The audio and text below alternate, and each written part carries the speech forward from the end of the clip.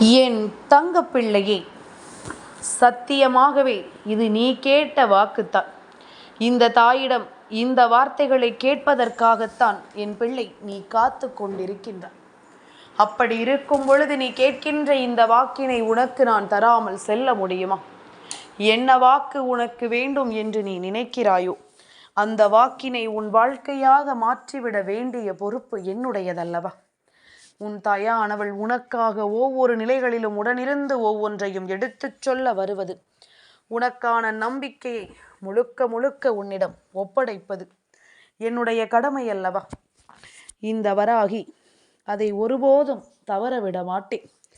உனக்கு நான் சொல்ல நினைக்கின்ற விஷயங்களை எந்த காலத்திலும் விட்டுவிட மாட்டேன்.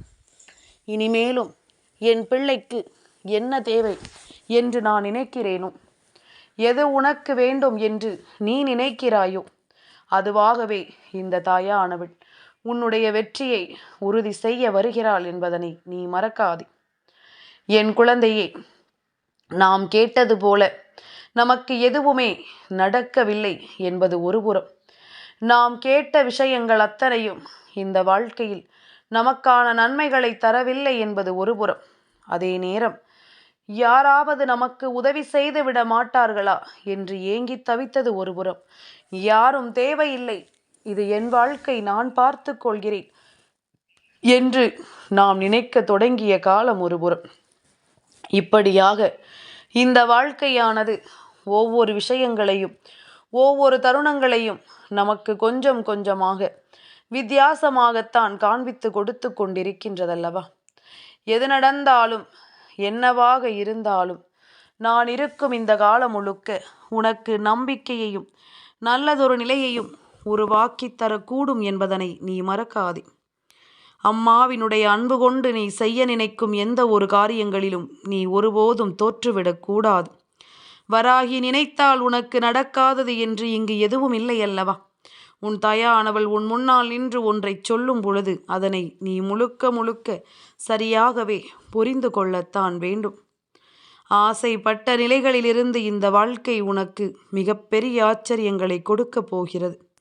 காலையில் ஒருவரும் மாலையில் ஒருவருமாக உன் வீட்டிற்கு ஒருவர் வரப்போகிறார் என்று நான் சொல்கிறேன் என்றால், இந்த 2 பேரையும் யாரென்று நிச்சயமாக நீ தெரிந்து கொள்ள வேண்டும். என் குழந்தையே, நாம் யோசிக்கும் நிலையில் சில நேரங்களில் இருப்பதில்லை. அதற்கு காரணம் என்ன தெரியுமா? நம்முடைய மனது அதிகமான சோம்பேறித்தனத்தை நமக்குள் கொண்டு வந்து விட்டது என்பதுதான் அதற்கு காரணம்.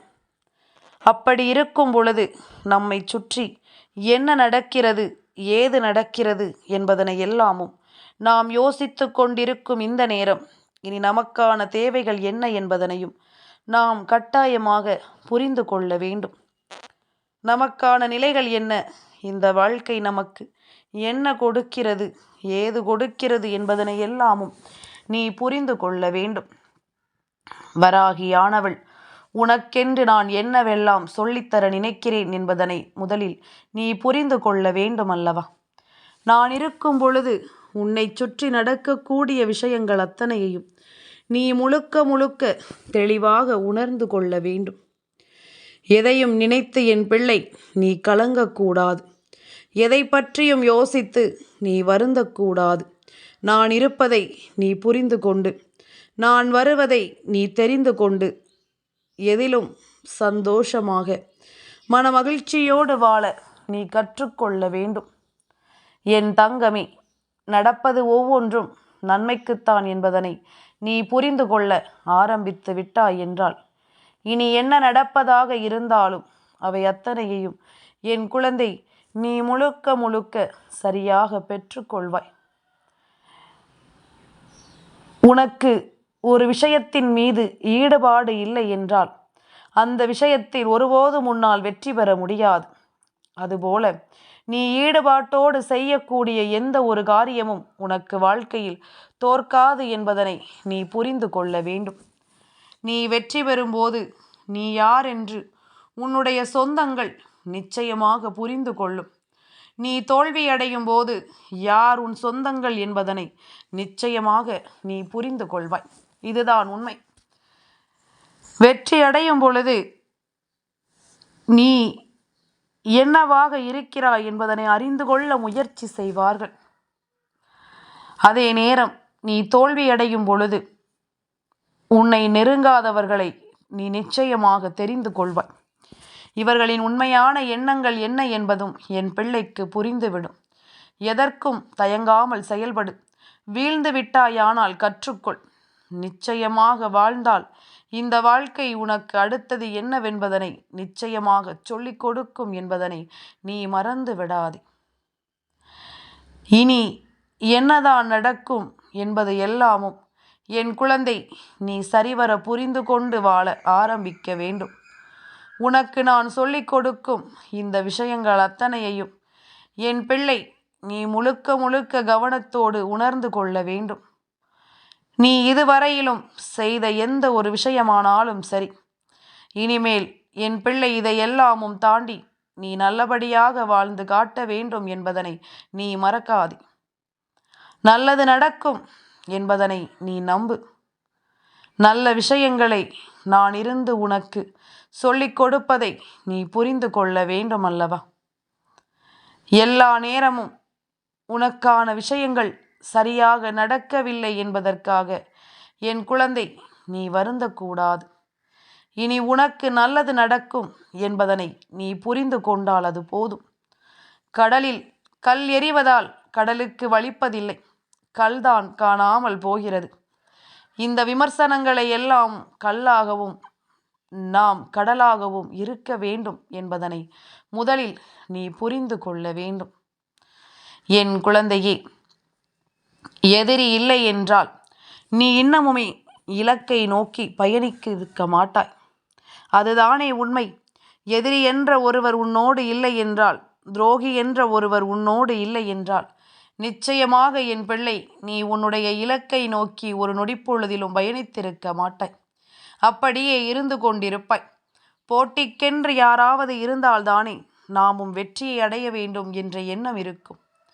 முயற்சி ஒன்றுதான் முன்னேற்றம் தரும், உழைப்பு ஒன்றுதான் உயர்வை கொடுக்கும் என்று சொல்லி, இதுதான் இந்த வாழ்க்கையின் வேத வாக்கு என்று சொல்லி என் பிள்ளை வாழ்ந்து கொண்டிருக்கும் இந்த நேரத்தில் உனக்கு வேண்டும் என்றே பல பிரச்சனைகளும் வேதனைகளும் சோதனைகளும் வருகிறது என்றால், என் பிள்ளை இதையெல்லாமும் நீ சரியாக தெரிந்து கொள்ள வேண்டும்.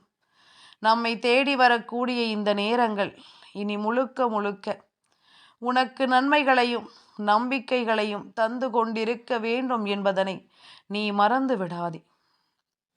என் குழந்தையே, என்றும் என்றென்றும் என் பிள்ளை பெருமகிழ்ச்சியான ஒரு வாழ்க்கையை நீ வாழ வேண்டும் என்று ஆசைப்பட்டது கிடையாது. குறைந்தபட்சம் தனக்கான நியாயமான சந்தோஷத்தை தான் அடைய வேண்டும் என்று நீ நினைத்திருக்கிறாய், அவ்வளவுதான். தனக்கான நியாயமான ஒரு மகிழ்ச்சியை நீ அடைந்தால் போதும் என்று நீ நினைத்திருக்கிறாய். இதற்கு கூட இந்த வாழ்க்கை நமக்கு வழிவிடவில்லை என்றால், இதற்கு கூட இந்த வாழ்க்கை நமக்கு கை கொடுக்கவில்லை என்றால், வேறு எதை நினைத்து நாம் வாழ எண்ணுவது? இதுதானே என் பிள்ளையினுடைய மிகப்பெரிய வருத்தமான ஒரு விஷயமாக மாறிவிட்டது. இதனால் என் பிள்ளை எப்பொழுதுமே எதையாவது நினைத்து நினைத்து இந்த வாழ்க்கையில் நீ கலக்கம் கொண்டே நின்று விட்டாய் என்பதுதான் உண்மை. இத்தனை காலமும் என் பிள்ளை நீ கடந்து வந்தது எதையும் நினைத்து இனிமேலும் நீ வருந்த வேண்டாம். இனி உனக்காக நான் நடத்தக்கூடிய இந்த விஷயங்கள் ஒவ்வொன்றிலும் நீ உன்னை யார் என்று நிச்சயமாக புரிந்து கொள்வாய் அல்லவா? உனக்கு நடந்துவிட்ட பல விஷயங்கள் இனி எந்த நேரமும் உனக்கு நல்ல புரிதலை நடத்தி கொடுக்கும் என்பதனை நீ மறந்து விடாதே. நீ விரும்பியபடி உனக்கு இந்த வாழ்க்கையானது மேலும் மேலும் பல வெற்றிகளை குவிக்கத்தான் போகிறது என்பதனை நீ மறக்கக்கூடாது. இதுவெல்லாமும் நாளைய தினம் எப்படி நடக்கும், நாளைய தினம் அப்படி யார் வரப்போகிறார்கள் என்று என் குழந்தை நீ யோசித்து கொண்டிருக்கிறாய் அல்லவா? எப்படி இருந்தாலும் நம் தாயானவள் நமக்கு ஏதாவது ஒரு விஷயத்தை சொல்லாமல் செல்ல மாட்டாள் என்பது நீ உணர்ந்த உண்மைதான். அப்படியானால் அம்மாவினுடைய வார்த்தைகளின் மீது என் பிள்ளைக்கு நம்பிக்கை வந்துவிட்டது என்றுதானே அர்த்தம். அம்மாவினுடைய வார்த்தைகளின் மீது என்னுடைய பிள்ளைக்கு நிச்சயமாக சந்தோஷம் வந்து விட்டது என்பதுதானே அர்த்தம். சனிக்கிழமையினுடைய முதன்மையான தெய்வம் சனி பகவான். சனிக்கிழமைகளில் சனி பகவான் மட்டுமல்ல, நான் சொல்கின்ற இன்னொருவரும் உன் வாழ்க்கையில் ஒரு ஆச்சரியத்தை உனக்கு கொடுப்பார். என் குழந்தையே, சனிக்கிழமை நாளில் பெருமாள், ஆஞ்சநேயர், சிவன், காளி, துர்க்கை அம்மன் இவர்களை வழிபடுவது மிகவும் விசேஷமான ஒன்று. ஆஞ்சநேயர் யார்? அவர் உன் வாழ்க்கையில் எதையாவது இத்தனை காலம் நடத்தி இருக்கிறாரா என்பது போன்ற சில சந்தேகங்களும் குழப்பங்களும் உனக்குள் இருக்கின்றது. ஆஞ்சநேயரை வழிபடுகின்ற பிள்ளைகள் எப்பொழுதும் வாழ்க்கையில் எவ்வளவு பெரிய பாரத்தையும் தாங்கி நிற்பார்கள். அதை நிச்சயமாக நல்ல அனுபவமாக பெற்றுக்கொண்டு வாழ்க்கையில் பல நன்மைகளை பெறக்கூடியவர்கள். அப்படி இருக்கும் பொழுது உனக்கான நேரம், உனக்கான தருணம் என்று ஒவ்வொன்றிலும் என் பிள்ளை யோசிக்கக்கூடிய சில விஷயங்கள், இனிமேல் இவர்களின் மூலமாகத்தான் உனக்கு நடத்தி கொடுக்கப்படும் என்ற விதி இருக்கும் பொழுது அதை யாராலும் மாற்றிவிட முடியாது என்பதுதான் உண்மை. யார் நினைத்தாலும் இதை தடுக்க முடியாது என்பதுதான் உண்மை. அதனால் என் குழந்தை, இனி எதற்காகவும் நீ வருந்தக்கூடாது. உன் தாயானவள் சொல்வது நீ நினைத்தது போல உனக்கு நம்பிக்கையை தரக்கூடிய வார்த்தைகளாக மாறப்போகிறது. ஆஞ்சநேயர், அதாவது அனுமன், இராமாயணத்தினுடைய முக்கிய பாத்திரம். இந்து மதத்தில் உடல் மற்றும் மன வலிமையின் அடையாளம். இவர் வாயுதேவனின் அருளால் அஞ்சனை கேசரிக்கு மகனாக பிறந்தவர். சிவனின் அம்ச அவதாரமாகவே இவர் வணங்கப்படுகிறார். மார்கழி மாத மூல நட்சத்திரத்தில் அவதரித்த இவரை சனிக்கிழமையில் ஆஞ்சநேயர் 108 போற்றி பாடி வழிபடுவது மிகவும் சிறப்பான ஒன்று. என் குழந்தையே, சனி பகவான் உன் வீட்டிற்கு வருவதாக இருந்தாலும் நாளை ஆஞ்சநேயருடைய வருகையை நீ உறுதி செய்ய வேண்டும் என்றுதான் உன் அம்மா உன்னிடம் சொல்ல வந்திருக்கின்றேன். என் குழந்தையே,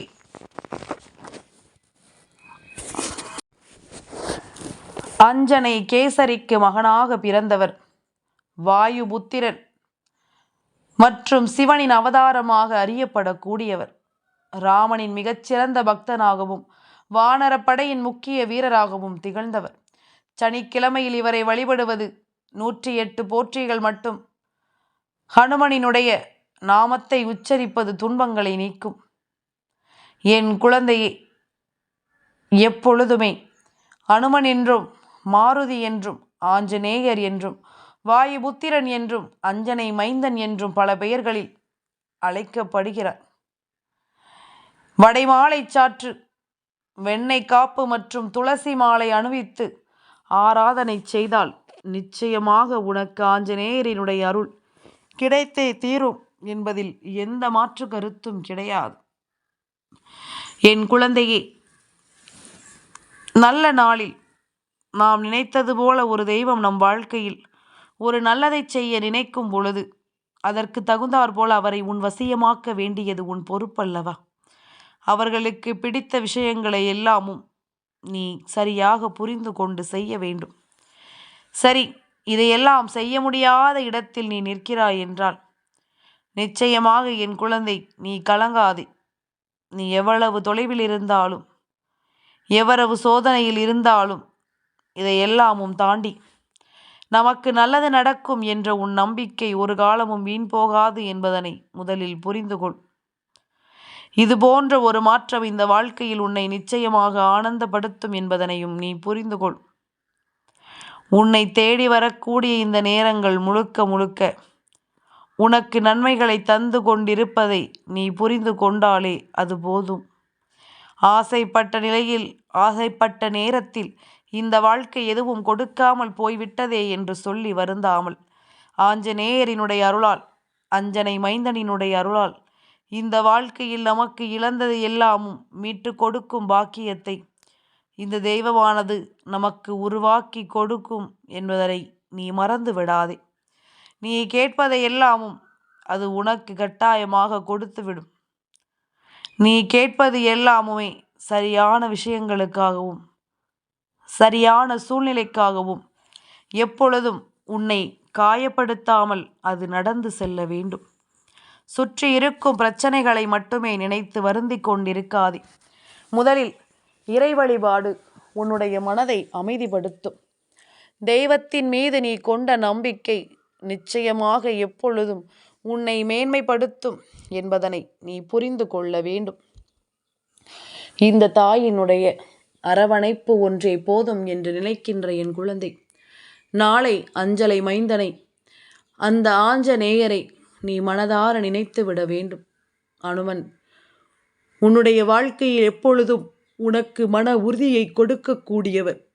மன வலிமை வேண்டும் என்றாலும் உடல் வலிமை வேண்டும் என்றாலும் எதையும் எதிர்க்கும் துணிந்து நிற்கும் சக்தி வேண்டும் என்றாலும் நீ எப்பொழுதும் இந்த தெய்வத்தின் மீது முழுக்க முழுக்க நம்பிக்கை கொண்டு நிற்க வேண்டும் என்பதனை மறக்காதே. உனக்கான தேவைகளை எப்பொழுதும் நான் எடுத்துச் சொல்லும் இந்த நேரம், நீ நடப்பதும் நடக்கப் போவதும் உன்னை ஆனந்தப்படுத்தத்தான் என்பதனை நீ புரிந்து கொண்டாலே அது போதும். உனக்கான புரிதல்கள் இனிமேல் உன்னை மாற்றும். இன்று நான் சொன்னது போல நாளை காலை நேரத்தில் சனி பகவானினுடைய அருளை நீ முழுமையாக பெற்றுக்கொள்வது போல நாளை நிச்சயமாக அனுமனினுடைய அருளையும் நீ பெற்றுக்கொள்ள வேண்டும். அப்படி அவரினுடைய அருளை நீ பெற்றுக்கொள்ள வேண்டும் என்றால் நிச்சயமாக ஸ்ரீராம் ஜெயராம் என்று நீ பதிவிட வேண்டும். இது எப்பொழுதும் எல்லோருக்கும் தெளிவான விஷயங்கள் தான். எல்லோராலும் புரிந்து கொள்ள முடியாத நிலையில் சில கஷ்டங்கள் உன்னை சுற்றி நடக்கிறது என்றால் உடனடியாக அதை திருத்தி கொள்ள வேண்டும். உடனடியாக இது போன்ற பிரச்சனைகளில் இருந்து நீ மீண்டு வந்து விட வேண்டும். உன்னை பிரச்சனைகள் வந்து சூழாதபடிக்கு, உன்னை கஷ்டங்களும் வேதனைகளும் எப்பொழுதுமே உன்னை காயப்படுத்தாதபடிக்கும் உனக்கு எல்லா நல்லதும் சரியாகவே நடக்கும் என்பதனை நீ புரிந்து கொள்ள வேண்டும். என் குழந்தையே, நாம் ஒன்று நினைக்க தெய்வம் ஒன்று நினைக்கிறது என்று சொல்கிறோம் அல்லவா? அதை விட்டுவிட்டு நாம் என்ன நினைக்கிறோமோ அதை தெய்வம் நமக்கு தரவில்லை என்றால் அதற்கு பின்னால் 1000 சூழ்ச்சிகள் இருக்கலாம், 1000 கஷ்டங்களும் கவலைகளும் இருக்கலாம். இது உன்னை தேடி வந்தால் உனக்குள் துன்பம் இருக்கும் என்று நினைக்கலாம். அப்படி இருக்கும் பொழுது நாளைய தினம் ஆஞ்சநேயர் அவரினுடைய உதடில் இப்படி ஒரு அடையாளம் இருக்கிறது என்று நான் சொல்லி இருந்தேன் என்றால் அப்பொழுதே புரிந்து கொள்ள வேண்டாமா? அப்பொழுதே இந்த விஷயங்களை எல்லாம் நீ தெரிந்து கொள்ள வேண்டாமா? நம்பிக்கையோடு இருக்கின்ற என் பிள்ளைக்கு இந்த வாழ்க்கை நல்லதொரு புரிதலை நிச்சயமாக கொண்டு வந்து கொடுக்கும். நாளைய விடியலும் அப்படித்தான். பொதுவாகவே எந்த சனிக்கிழமையாக இருந்தாலும் அந்த நாளில் ஆஞ்சநேயரை தொடர்ச்சியாக வழிபடக்கூடிய பிள்ளைகளை நான் பார்த்து கொண்டுதான் இருக்கின்றேன். நீயும் அதுபோல இந்த வாழ்க்கையில் பல நல்ல விஷயங்களை தெய்வத்திடமிருந்து பெற்றுக்கொள்ள தயாராக இரு. உனக்கு நல்லதுதான் நடக்கும் என்பதனை நீ நம்பினால் போதும். இனி எந்த நிலையிலும் நான் உன்னை விட்டுவிட மாட்டேன் என்பதனை நீ புரிந்து கொண்டாலே அது போதும். நல்லது நடக்கட்டும்.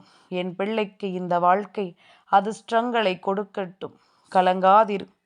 என்னாலும் நான் இருப்பது போல உனக்கு வேண்டிய ஒவ்வொரு விஷயங்களும் இனி உனக்கே என்று சரியானபடி உன்னை தொடர வரும் என்பதனை நீ மறந்து விடாதே.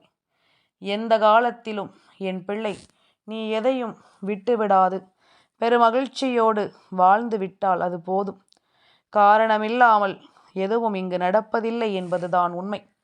நான் சொல்கின்ற இந்த வார்த்தைகள் ஆஞ்சநேயரை என் பிள்ளை மறந்திருந்தால் நாளை அவர்களை நினைத்துவிடு.